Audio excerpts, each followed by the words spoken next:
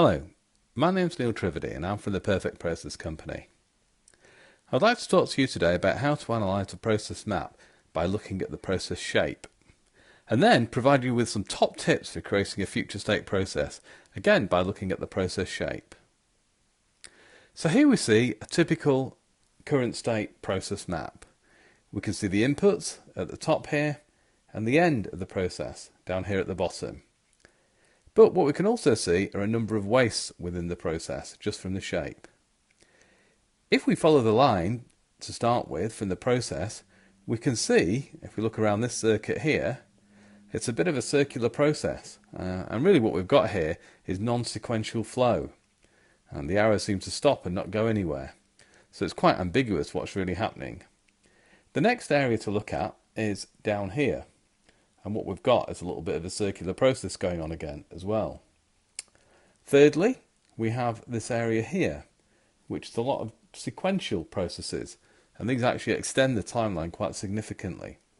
And finally, we can see we've got this decision point down here, which really leads this massive rework loop back to the start again. I call this snakes and ladders. And that again can double the whole lead time for the process.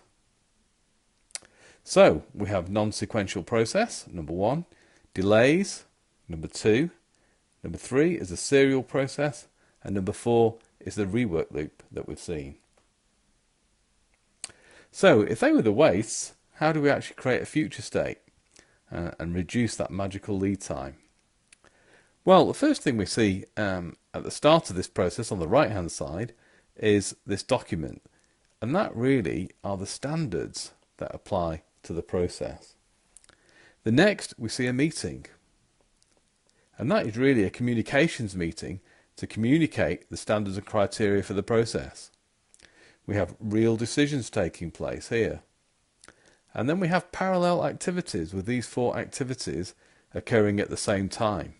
Now they're great for reducing and compressing the timeline, but they do need good management control, because you've got to watch these 4 activities to make sure they start, continue and end all on time.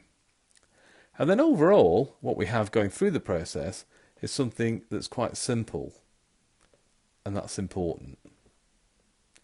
Again, to help us keep a reduced lead time.